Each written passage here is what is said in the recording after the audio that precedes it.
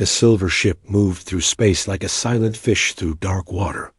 Ambassador Zethkar pressed his long fingers against the viewing window and watched the blue-green planet grow larger.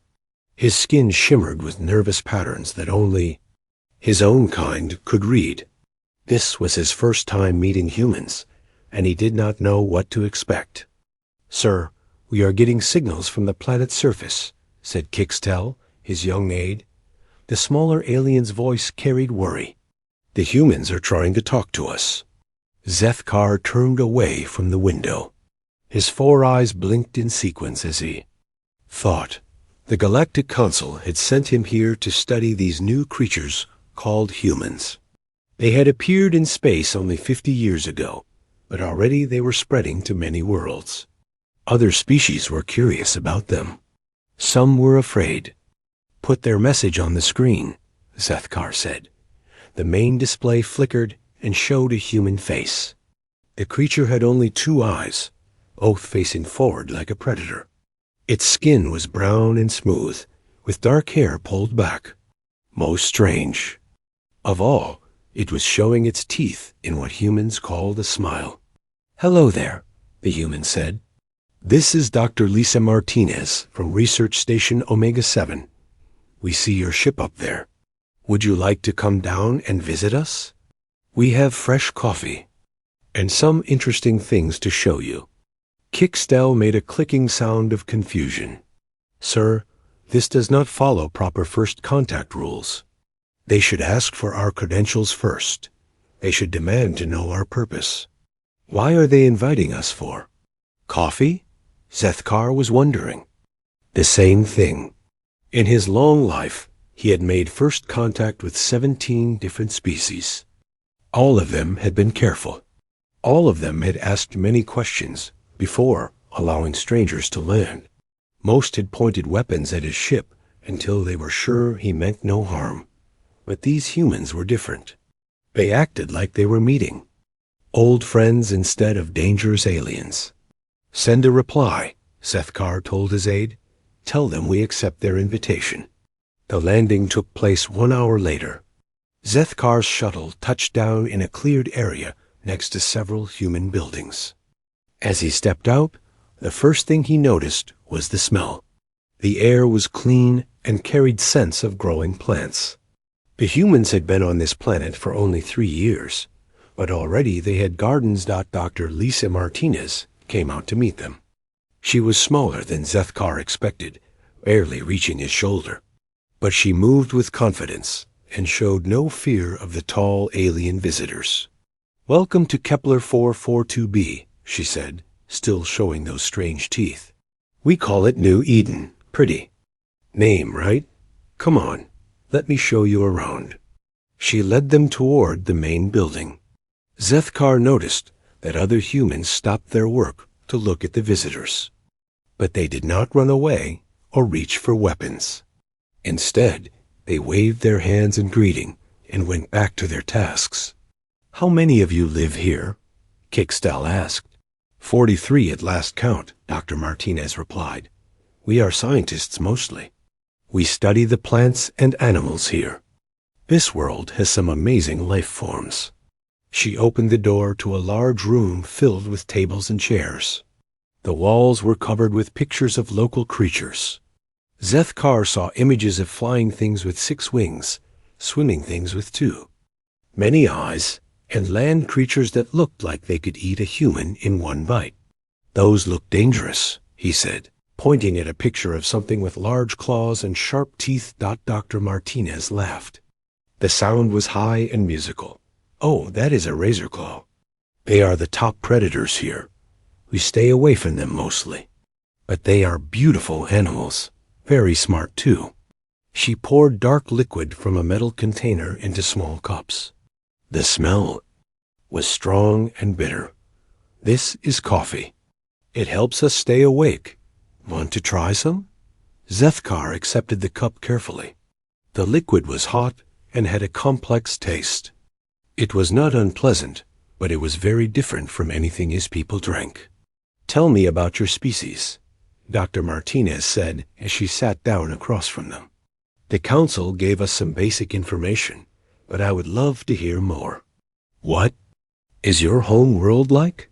For the next hour, she asked them questions about their culture, their technology, and their history. But her questions were not like the formal interviews Zethkar was used to. She seemed truly interested in learning about them as people, not just as representatives of their government. You humans are strange, Kikstel said during a pause. Most species are careful when they meet strangers. They prepare defenses. They ask about weapons and military strength. But you ask about our families and our favorite foods. Dr. Martinez tilted her head. Why would we ask about weapons? You came here peacefully. You could have attacked us from space if you wanted to hurt us. Since you did not, we figure you are probably nice people. Zethkar felt confused. This logic seemed both simple and dangerous. How did humans survive in the galaxy with such trusting attitudes? But what if we had been hostile? He asked, what if we had come here to take your planet? Well, Dr. Martinez said thoughtfully, then I guess we would have had to deal with that problem when it happened. But why worry about things that might not be true? Life is more interesting when you assume people are good until they prove otherwise. Later, as they toured the human settlement, Zethkar began to understand something important. These humans were not naive. They had sensors watching the sky. They had communication systems ready to call for help. They even had some weapons, though they kept them hidden. But they chose to act friendly first. They chose to offer coffee and conversation before showing their defenses. It was a strategy unlike anything in the galactic databases.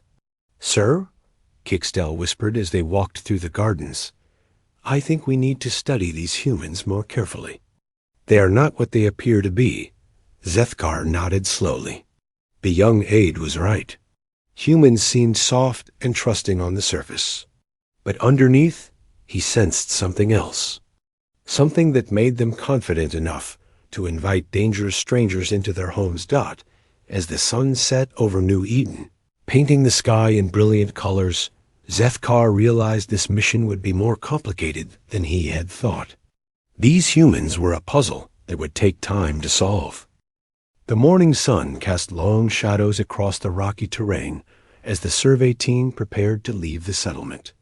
Dr. Jake Collins checked his equipment one last time, while Ambassador Zethkar and Kikstel watched from nearby. The two aliens had asked to join the daily exploration mission, wanting to see how humans studied the local wildlife. Stay close to us, Dr. Lisa Martinez told the visitors. The areas beyond the settlement can be dangerous. We have mapped most of the safe routes, but this planet still holds surprises. Jake shouldered his heavy pack filled with sample containers, medical supplies, and emergency rations. He was a marine biologist who had spent the last 2 years studying the ocean creatures of New Eden. Today, they were heading inland to investigate reports of unusual animal behavior near the old mining site. The group walked for 3 hours through dense forest. Zethkar noticed how the humans moved through the wilderness. They were quiet, but not afraid. They watched everything around them with curious eyes instead of fearful ones. When colorful birds flew overhead, the humans pointed and smiled. When small mammals ran across their path, they stopped to take pictures. Your people seem very comfortable in wild places, Kikstel observed to Dr. Martinez. We evolved in wild places, she replied. Our ancestors lived in forests and grasslands long before they built cities. I guess we never lost that connection to nature. As they approached the mining site, Jake held up his hand for everyone to stop. He tilted his head and listened carefully. In the distance, they could hear a low rumbling sound mixed with sharp whines of pain. Something big is in trouble, Jake said quietly. He moved forward carefully, motioning for the others to follow.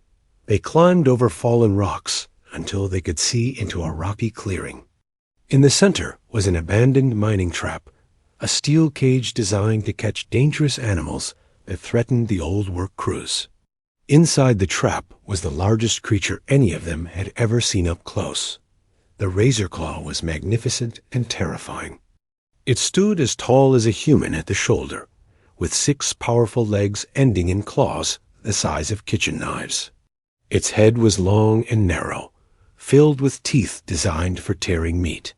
Thick black fur covered its muscular body, and its yellow eyes burned with intelligence and rage. But the great predator was also clearly suffering. Its left rear leg was caught in the trap mechanism, twisted at an unnatural angle. The wound had become infected, causing the flesh around it to swell and darken. The animal had probably been trapped for several days, growing weaker from pain and lack of food. "By the void," Sethkar whispered. "That is the apex predator of this world. We should retreat immediately." Kixtel was already backing away. "Sir, our safety protocols are clear. When encountering dangerous megafauna, we must maintain a minimum distance of 500 meters. But the humans were not retreating. Dr. Martinez was studying the trapped animal with interested eyes. Jake was pulling equipment from his pack and laying it out on the ground. "What are you doing?" Sethkar asked, his voice tight with worry. "The poor thing is suffering," Jake said without looking up from his supplies. "Look at that infection. If we do not help soon, it will die." "It is a predator," Kixtel said, his tone suggesting this should be obvious. "Predators kill other creatures. That is their nature. Why would you want to help it?" Jake glanced at the young alien with surprise. "Because it is in pain. Pain is bad, no matter who or what feels it." He finished organizing his medical kit and slowly stood up. The razor claw noticed the movement and turned its great head toward them.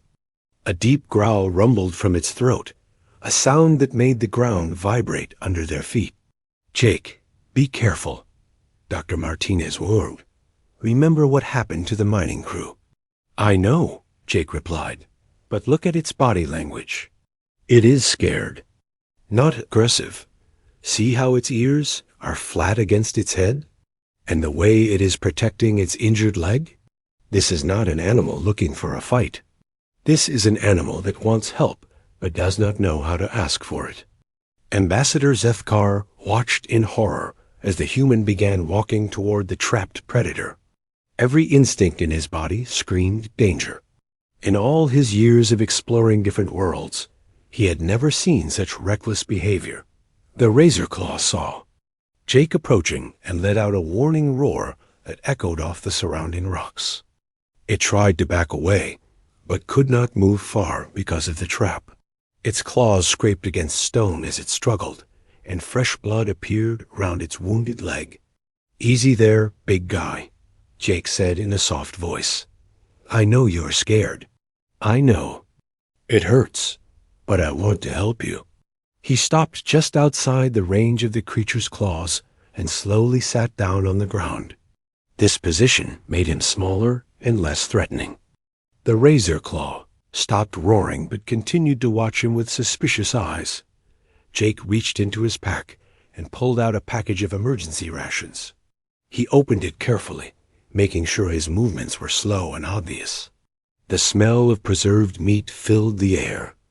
"I bet you are hungry," Jake said, still using that calm, gentle tone. "When did you last eat? 2 days? 3? He broke off a piece of the dried meat and tossed it toward the cage. It landed just inside the bars, close enough for the razor claw to reach without moving its injured leg. The great predator sniffed the food suspiciously. Its yellow eyes moved between Jake and the meat several times. Finally, hunger won over caution. It stretched its neck forward and grabbed the food with its teeth. "That's it," Jake encouraged. "See? I am not here to hurt you." From their hiding place behind the rocks, Kixtel turned to his ambassador. "Sir, this human has lost its mind. It is feeding an apex predator. Does it not understand that this will only make the creature more dangerous? Sethkar was beginning to wonder the same thing. But he noticed something else. As the razor claw ate, its aggressive posture began to relax slightly. Its growling grew quieter. It was still wary, but the immediate threat display had decreased. Jake tossed another piece of meat, this time a little closer to himself. The razor claw stretched farther to reach it, and Jake got a better look at the wounded leg. "Oh, you poor thing," he murmured. "That looks really bad. We need to get you out of there and clean that wound before it gets worse." He turned to call back to his team. "Lisa, can you bring the medical kit? And see if you have any of those pain relief injections we use on the local animals." Dr. Martinez began moving forward with the requested supplies. Sethkar grabbed her arm to stop her. "This is madness," he said urgently. "You cannot approach that creature. It will kill you both." She looked at him with patient eyes. "Ambassador, I understand your concern, but Jake knows what he is doing. He has been working with dangerous animals his whole life. Trust him." As she joined Jake near the cage, Sethkar felt his worldview shifting. These humans were not just being kind to the wounded predator. They were not even being foolishly brave. They were doing something that no other species in the galaxy would consider. They were treating their planet's apex predator like it deserved compassion. The implications of this behavior would take him much longer to understand. For 3 hours, Jake sat beside the trapped razor claw, slowly earning its trust. He fed it small pieces of meat while talking in soft tones. Each time the great predator accepted food from him, it became a little less afraid. The yellow eyes that had once burned with rage now watched him with something closer to curiosity. Ambassador, Sethkar and Kixtel remained hidden behind the rocks, observing this impossible scene. Neither alien could understand what they were witnessing. In their experience, predators and prey species maintained clear boundaries. Apex predators especially were to be avoided at all costs. "The human has been sitting there for hours," Kixtel whispered to his superior. "Why has the creature not attacked? And why does the human continue to feed it?" "I do not know," Sethkar admitted. "This behavior follows no pattern in our databases." Dr. Amy Foster had joined the group an hour earlier, bringing additional medical supplies and her expertise as a xenobiologist.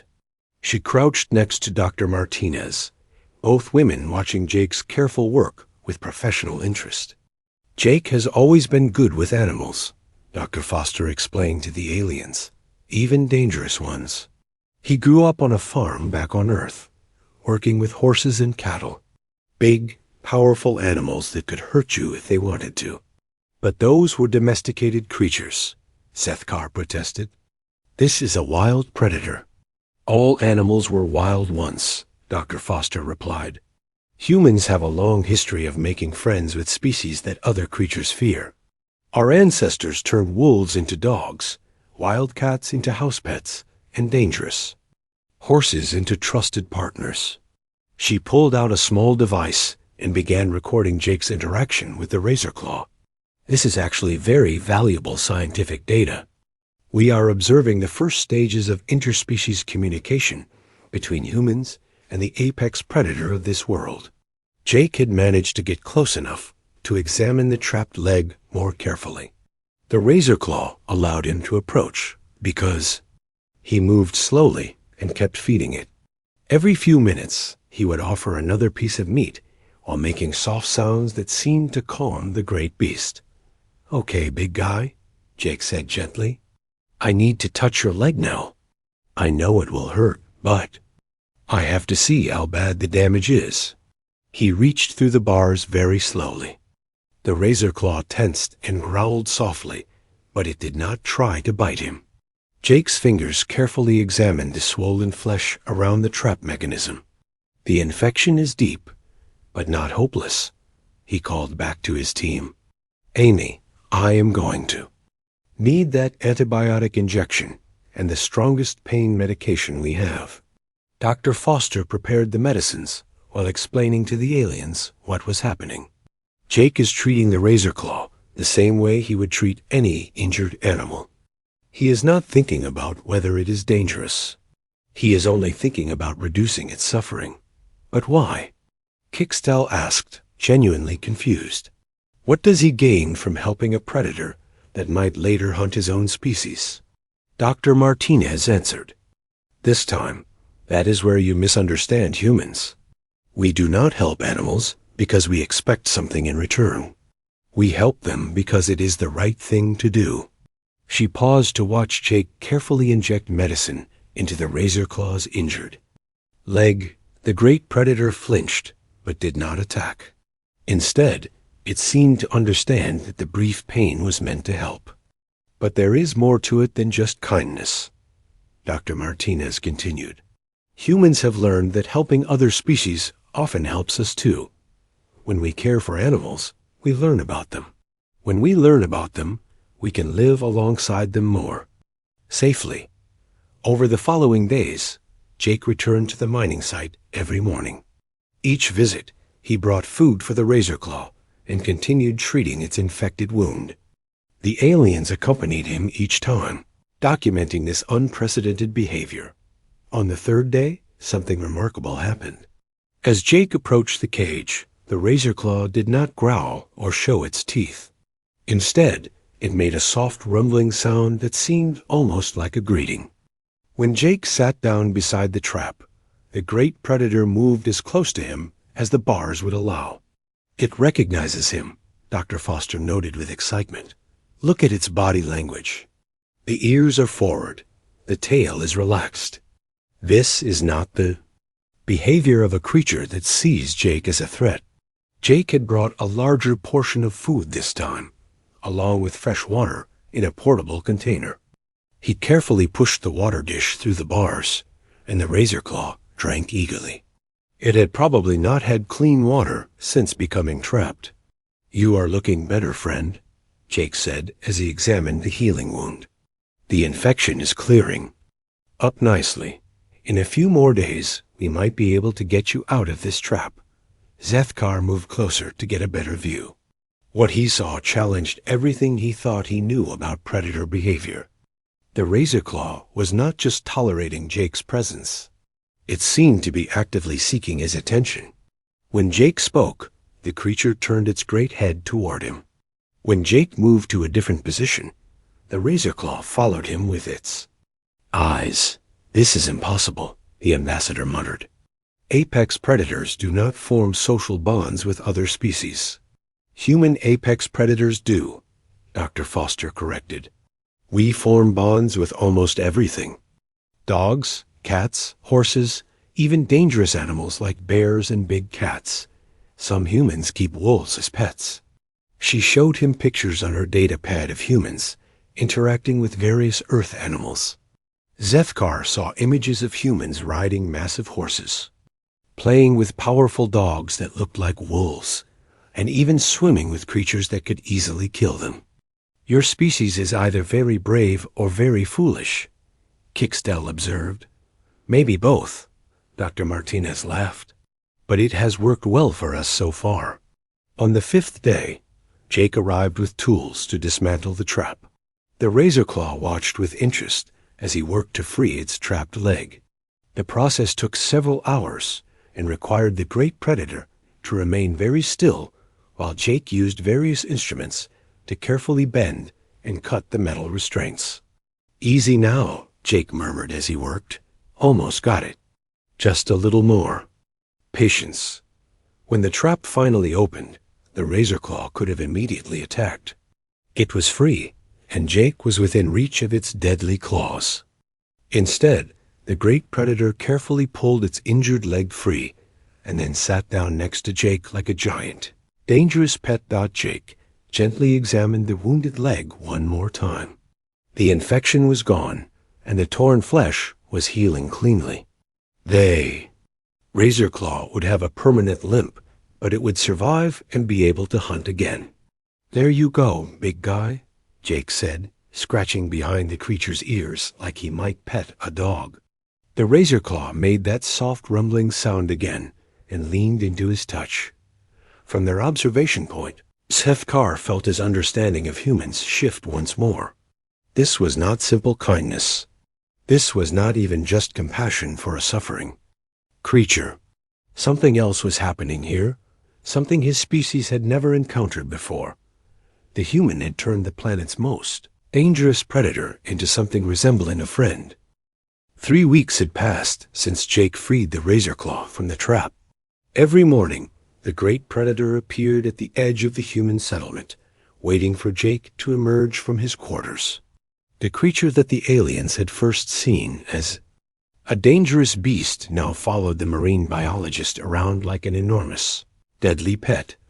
Ambassador Zethkar watched from the observation deck as Jake worked in the settlement's garden with his unusual companion nearby. The razor claw lay in the shade of a large tree, its yellow eyes constantly scanning the area around Jake. When small animals approached too close to the human, the predator would make a low warning sound that sent them scurrying away. "It is protecting him," Kickstel observed with wonder. The apex predator of this world is now serving as a bodyguard for the human. Dr. Ben Clark joined the aliens on the observation deck, carrying a cup of coffee and a data pad filled with notes. As the settlement's behavioral psychologist, he had been studying the relationship between Jake and the razor claw with professional fascination. "You seem surprised by this development," Dr. Clark said to the aliens. But from a human perspective, this outcome was fairly predictable. Zethkar turned to face the human scientist. Predictable? How could anyone predict that an apex predator would become protective of a different species? Dr. Clark sat down and activated his datapad, showing them charts and graphs. "Let me explain what Jake was actually doing during those 5 days at the trap. Most people think he was just being kind to a suffering animal, but there was much more happening than simple mercy." He pointed to the first chart, which showed the razor claw's stress levels over time. On day 1, the creature was in extreme distress, high cortisol, elevated heart rate, defensive posturing. By day 5, all these stress indicators had dropped to normal levels. Jake did not just heal its physical wounds. He taught it to trust. The next chart showed Jake's behavior, patterns during each visit. Notice how Jake never approached the same way twice. He varied his movements, his voice tones, even the types of food he offered. He was systematically testing the creature's responses and learning its communication patterns. Kickstel studied the data with growing understanding. He was not just feeding it, he was studying it. "Exactly," Dr. Clark confirmed. "Jake is a marine biologist, but his real specialty is animal behavior. Every interaction with the razor claw was a carefully designed experiment. He was mapping its social structure, learning its body language, and discovering how it forms relationships." Dr. Amy Foster approached their group, having overheard the conversation from below. "Ben is right. What looked like random kindness was actually very sophisticated behavioral science. Jake has been documenting everything." She showed them her own data pad, filled with videos of Jake's interactions with the creature. "Watch this clip from day 3. See how Jake mirrors the razor claw's posture? And here, on day 4, notice how he imitates the creature's soft rumbling sound? He was learning to speak its language." Ambassador Zethkar felt a cold realization creeping over him. This was not mercy at all. It was manipulation. "That is too harsh a word," Dr. Foster protested. Jake genuinely cared about the creature's welfare. But yes, he was also gathering intelligence about how to communicate with and influence the apex predators of this world. Dr. Clark pulled up another set of data. "This is where it gets really interesting. Jake has been testing his theories with other local species too. Watch this." The screen showed video of Jake working with various animals around the settlement. Small herbivores that usually fled from humans now approached him calmly. Flying creatures that had been aggressive toward the colonists now perched peacefully on his shoulders. Even some of the dangerous swimming predators in the nearby lake had learned to recognize his voice. He has been building a network, Dr. Clark explained. Each species he successfully communicates with teaches him something about the next one. The Razor Claw was not his first project. It was just the most impressive. Zethkar watched the videos with growing alarm. In clip after clip, he saw Jake forming relationships with creatures that should have been hostile to humans. The marine biologist was not just studying these animals. He was recruiting them. But why? The ambassador asked. What is the purpose of all this relationship building? Dr. Foster and Dr. Clark exchanged a meaningful look. Show him the patrol data, Dr. Foster suggested. Dr. Clark brought up a map of the settlement's surrounding area. Red dots marked the locations of dangerous incidents over the past year. Blue dots showed the same data for the past month. Before Jake started his animal communication project, we had an average of 12 dangerous encounters per week, Dr. Clark explained. Predator attacks, aggressive herbivore charges, venomous creature bites. Our security teams were constantly responding to threats. He switched to the recent data. In the past month, we have had only 2 minor incidents. The local ecosystem has essentially stopped treating us as intruders. How is that possible? Kickstell asked. Because Jake taught them that humans are not enemies, Dr. Foster replied. The Razor Claw he befriended is the alpha predator of this region. When it accepted Jake as a friend, that information spread through the local animal community. Predators that might have hunted us now avoid our territory out of respect for their leader's new alliance. Ambassador Zethkar stared at the data in stunned silence. What he had witnessed was not a simple act of compassion. It was the most sophisticated form of territorial expansion he had ever encountered. You conquered this region without firing a shot, he said slowly. You turned the natural defenders of this land into your protectors. We prefer to think of it as making friends, Dr. Clark said with a smile. But yes, the practical effect is that we now have the most secure settlement on New Eden. No other human colony has achieved this level of integration with the local ecosystem. Dr. Foster pointed toward the garden where Jake was now teaching the Razor Claw to recognize different types of plants. This is what humans do everywhere we go. We do not just adapt to new environments. We convince the environments to adapt to us. On Earth, our ancestors did the same thing, Dr. Clark added. They turned wolves into dogs to help them hunt. They domesticated horses for transportation. They convinced bees to make honey for them. We have always survived by making allies out of potential enemies. As the afternoon wore on, more examples emerged. Jake had trained local birds to alert the settlement to approaching storms. He had convinced a family of large herbivores to graze near the settlement's perimeter, their presence deterring smaller predators. He had even established communication with some of the intelligent sea creatures, who now brought interesting specimens to the shore for human study. This is not just about one planet, Zethkar realized with growing dread. If humans can do this anywhere they settle, they will become the dominant species in the galaxy, not through military conquest, but through alliance building.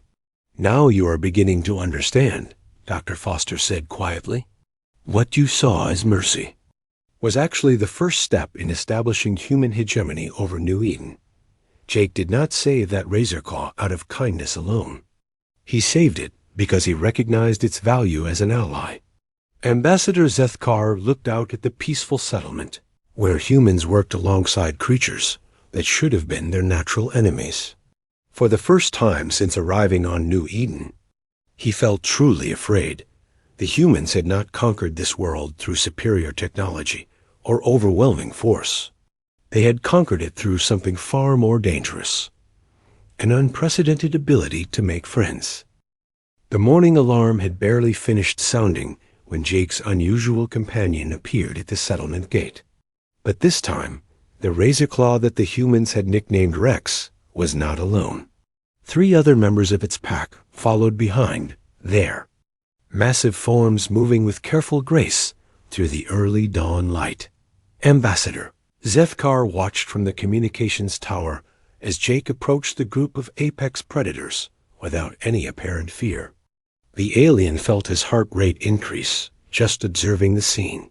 4 of the deadliest creatures on New Eden stood less than 50 meters from the human settlement, and Jake was walking toward them like he was greeting old friends. This cannot be safe, Kickstel whispered beside him. 1 Razorclaw was dangerous enough. 4 of them could destroy the entire settlement. Dr. Lisa Martinez joined them at the observation window, carrying her morning coffee and showing no signs of concern. Actually, this is exactly what we hoped would happen, she said calmly. Rex has been telling his pack about us. Telling them? Zethkar asked in confusion. How can you know what animals say to each other? We have been studying their communication patterns for weeks, Dr. Martinez explained. Razorclaws use a combination of body language, scent marking, and low-frequency sounds to share information. Rex has been carrying our scent back to his pack every day. He has been vouching for us. Below, Jake had reached the group of predators. Rex stepped forward and made the soft rumbling sound that had become his greeting for the marine biologist. Jake responded with a similar sound, having learned to mimic the creature's language. The other 3 Razorclaws watched this exchange. With intense interest, Captain Sam Rodriguez appeared at Jake's side, moving slowly and carefully. As the settlement's security chief, he had initially opposed Jake's work with dangerous wildlife. But the results were impossible to argue with. The settlement had not experienced a single predator attack since Rex began his daily visits. Good morning, Rex, Jake said softly. I see you brought your family to meet us. He reached into his pack and pulled out several packages of meat. But instead of feeding Rex directly, he placed the food on the ground between himself and then Peck. This was a neutral offering, a gift that showed respect for their social hierarchy. The largest of the new Razorclaws, clearly the pack leader, approached the food cautiously. It sniffed the offering while keeping its eyes fixed on Jake. After a long moment, it took a piece of meat and stepped back. This was a signal to the others that the humans were not immediate threats. Fascinating, Dr. Amy Foster said as she joined the group at the observation window. The Alpha is performing a formal acceptance ritual. By taking food from Jake, it is acknowledging that humans might be potential allies rather than prey. Over the following hours, Jake worked with the pack using the same patient methods he had used with Rex. He offered food, spoke in soft tones, and gradually demonstrated that humans posed no threat to the Razorclaw's territory. Captain Rodriguez documented every interaction, building a database of successful communication techniques. This is not random kindness, Zethkar realized aloud. This is a systematic expansion of human influence. Of course it is, Dr. Martinez replied. Jake learned how to communicate with one Razorclaw, then used that knowledge to establish contact with the entire pack. Now that the pack accepts us, other predator groups in the region will learn about us through the Razorclaw network. She pointed to the far edge of the settlement, where other unusual visitors had begun to appear. A family of large herbivores grazed peacefully near the human gardens. Flying creatures that had once been aggressive now perched on the settlements. Buildings without fear. Even some of the dangerous swimming predators from the lake could be seen in the shallows, apparently investigating the human activity. It is like a chain reaction, Kickstel observed. Each species that accepts humans makes it easier for the next species to do the same. Dr. Foster nodded enthusiastically. Exactly right. Animals talk to each other in ways we are still learning to understand. When the apex predators of a region declare that humans are allies, that information spreads through the entire ecosystem. Captain Rodriguez had managed to approach within a few meters of the Razorclaw pack. He was not attempting to touch them, but his presence so close to the deadly predators would have been unthinkable just a month earlier. The pack leader watched him carefully, but showed no signs of aggression. "Sam has been learning Jake's techniques," Dr. Martinez explained. "We cannot depend on just one person to maintain these relationships. The entire settlement needs to understand how to communicate with our new neighbors." Ambassador Zethkar felt a chill of understanding. "You are training your entire population in animal communication. This is not just about one settlement. You are preparing to expand." "Well, yes," Dr. Martinez said, as if this should be obvious. "New Eden is a big planet. We will eventually establish more settlements in different regions. When we do, we will need to form new alliances with the local wildlife."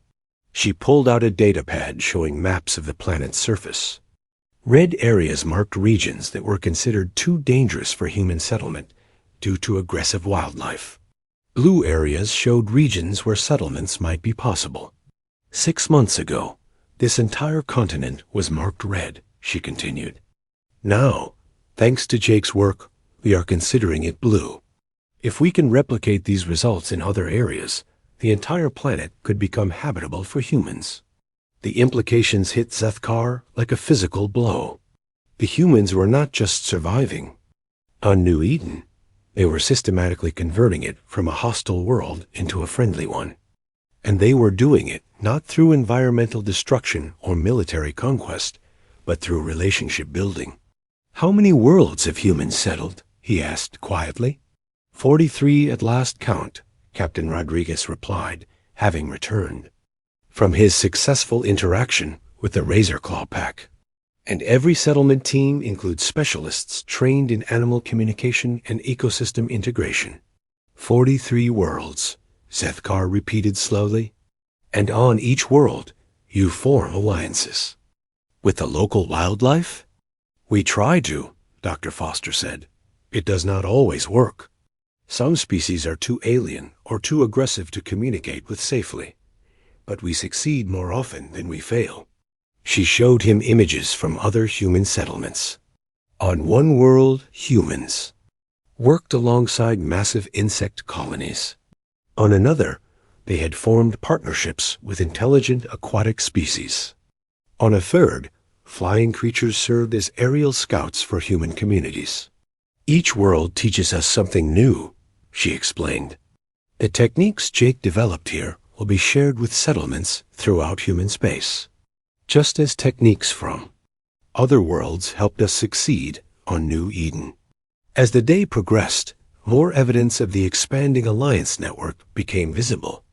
Rex had begun bringing objects to Jake, interesting stones, unusual plants, even small creatures that seemed to be offerings or gifts. The other pack members watched these exchanges with growing comfort, gradually accepting that humans were valuable allies rather than threats. "They are recruiting us just as much as we are recruiting them," Captain Rodriguez observed. "Rex has figured out that humans can provide medical care, regular food, and protection from other threats. From his perspective, we are useful pack members." By evening, the Razorclaw pack had established a permanent presence near the settlement. They had claimed a small grove of trees just outside the main gate as their territory, positioning themselves as guardians of the human community. "Tomorrow, Jake wants to try introducing them to some of the herbivore families we have been working with," Dr. Martinez told the aliens. "If we can get predators and prey species to coexist peacefully around our settlement, we will have achieved something unprecedented in galactic colonization." Ambassador Zethkar watched the sunset paint the sky in brilliant colors while deadly. Predators settled down for the night, just meters from human children playing in the settlement's gardens. The scene was beautiful and terrifying in equal measure. "You are not just expanding across the galaxy," he said to Dr. Martinez. "You are transforming it, one world at a time, she agreed with a smile. One friendship at a time. 2 months after their arrival on New Eden, Ambassador Zethkar sat in the settlement's main conference room preparing his final report for the Galactic Council. Around him, the sounds of daily life continued as humans worked alongside creatures that should have been their natural enemies. Through the window, he could see Jake teaching a group of young Razorclaws to recognize different human hand signals, while their parents watched approvingly from nearby. Dr. Kate Thompson, the settlement's anthropologist, placed a cup of coffee in front of the ambassador and settled into the chair across from him. She had requested this final interview, claiming she had important information about human expansion that the council needed to understand. "You seem troubled, Ambassador," Dr. Thompson observed. "Have your studies here been disappointing?" Zethkar looked up from his datapad, where he had been struggling to find words that would adequately describe what he had witnessed. "Not disappointing. Terrifying." Dr. Thompson smiled, the same gentle expression that humans used when they were about to explain something they considered obvious. "Please, tell me what frightens you about our presence here." "Your species does not conquer worlds," Zethkar said slowly. "You seduce them. You turn hostile environments into willing partners. You make enemies into friends so effectively that they become dependent on you." "That is an interesting way to describe it," Dr. Thompson replied. "But I think you are missing the deeper truth about what makes humans successful." She activated a wall display showing images from Earth's history. The first pictures showed early humans living in caves, surrounded by dangerous predators and harsh weather. Gradually, the images progressed through time, showing humans building settlements, domesticating animals, and creating complex civilizations. "Look at these early humans," Dr. Thompson said. "We were not the strongest species on our world. Lions and bears were more powerful. We were not the fastest. Horses and deer could outrun us easily.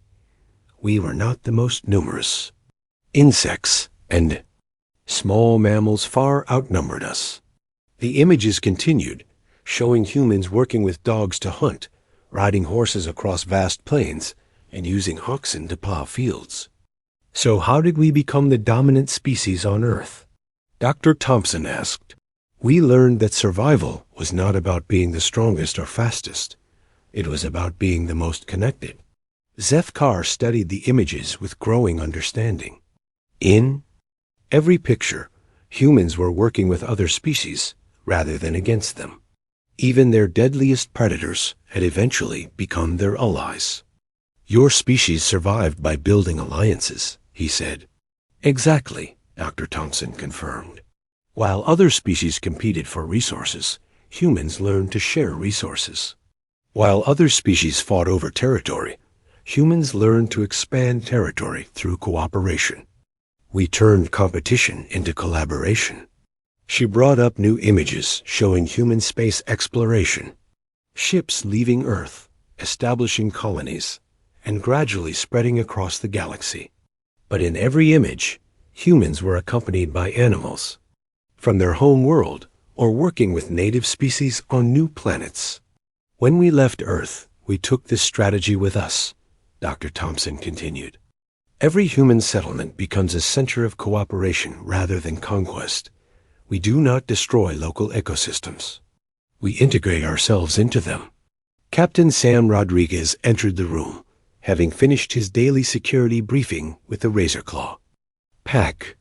The fact that the settlement's security chief now coordinated with apex predators rather than defending against them still amazed Ambassador Zethkar. "The pack reports increased activity from the northern territories," Captain Rodriguez told Dr. Thompson. "Rex thinks another predator family might be moving this way to investigate our settlement." "Excellent," Dr. Thompson replied. "Jake will be pleased. He has been hoping to make contact with the mountain Razorclaws." Ambassador Zethkar watched this exchange with fascination. The humans were not concerned about new predators approaching their settlement. They were excited about the opportunity to form additional alliances. "This is what I do not understand," he said to Dr. Thompson. "Your species shows genuine care for other creatures." Jake truly wanted to help that wounded Razorclaw. "But at the same time, you are using these relationships to expand your influence. How can both things be true?" Dr. Thompson considered this question carefully before responding. "Because humans do not see helping others and helping ourselves as separate goals. We learned long ago that the best way to ensure our own survival is to ensure the survival of our allies." She pulled up data showing the settlement's resource production over the past 6 months. Food output had increased dramatically as local herbivores learned to graze in patterns that enriched the soil. Water quality had improved as aquatic species began filtering pollutants from the lake. Even the weather seemed more predictable, as flying creatures provided early warnings about approaching storms. "Every alliance we form makes our settlements stronger," Dr. Thompson explained. "When we help local species thrive, they help us thrive. In return, it is not manipulation, it is mutual benefit." Dr. Amy Foster joined their conversation, bringing data about the expanding network of human-animal cooperation. "We have documented similar patterns on 37 of the 43 human worlds," she reported. "In every case, human settlements that successfully integrate with local ecosystems show higher survival rates, better resource efficiency, and faster population growth." "But what about species that cannot be befriended?" Kicksdell asked, having quietly entered the room during the discussion. "Surely some creatures are too alien or aggressive to communicate with." "That happens sometimes," Dr. Foster admitted. "On Kepler 186f, we encountered silicon-based life forms that showed no interest in biological creatures. On Wolf 359c, the native species were so territorial that peaceful contact was impossible." "What did you do in those cases?" Ambassador Zethkar asked. "We adapted," Captain Rodriguez answered. "On Kepler 186f, we learned to coexist with the silicon beings by staying in different regions of the planet. On Wolf 359c, we established settlements in areas that the native species did not value, and we traded with them from a distance." Dr. Thompson nodded approvingly. "This is another key aspect of human survival strategy. When we cannot make friends, we find ways to avoid making enemies. We are extremely good at adapting our approach to fit different situations." As the afternoon progressed, Ambassador Zethkar began to see the full scope of human expansion strategy. It was not simply about making friends with dangerous animals. It was about creating networks of mutual dependence that made human communities nearly impossible to dislodge. "On every world you settle, you become essential to the local ecosystem," he realized. Native species learn to depend on human medicine, human food distribution, human protection from threats. Even if they wanted to remove you, they could not do so without harming themselves. "Now you understand," Dr. Thompson said quietly. "What you saw as mercy toward one wounded predator was actually the foundation of human dominance on New Eden. Rex and his pack are not just our allies. They are our ambassadors to every other species on this planet." She showed him the latest ecological surveys. Human-influenced areas of New Eden now showed higher biodiversity, healthier predator-prey relationships, and more stable weather patterns than regions without human presence. "We do not conquer worlds by destroying their natural systems," she explained. "We conquer them by making their natural systems work better." By the time native species realize how dependent they have become on human management, they no longer want to live without it. Ambassador Zethkar felt the final pieces of the puzzle fall into place. Human expansion was not like anything the galaxy had seen before. Most species spread through military conquest or economic domination. Humans spread through an irresistible form of integration that made them essential rather than threatening. Your species does not just adapt to new environments, he said slowly. You make new environments adapt to you. And you do it so gradually, so beneficially, that the process feels like friendship rather than conquest. Exactly, Dr. Thompson agreed. By the time other species realize they have been conquered, they no longer want to be unconquered. Human presence improves their lives in ways they cannot achieve on their own. As Zethkar prepared his final report that evening, he struggled to find words that would convey the true nature of the human threat to the Galactic Council. How could he explain that the most dangerous species in the galaxy was also the most helpful? How could he warn about a form of conquest that left the conquered happier and healthier than before? Outside his window, Jake was teaching young Razorclaws to play fetch with a ball, their deadly parents watching with what could only be described as amusement. The scene was peaceful, beautiful, and absolutely terrifying in its implications. Humans had not conquered New Eden through superior technology or overwhelming force. They had conquered it through an unprecedented ability to make conquest feel like friendship. And they were doing the same thing on dozens of worlds across the galaxy, creating a network of alliances that grew stronger with each passing day. The most frightening part was that Ambassador Zethkar was beginning to understand why it worked so well.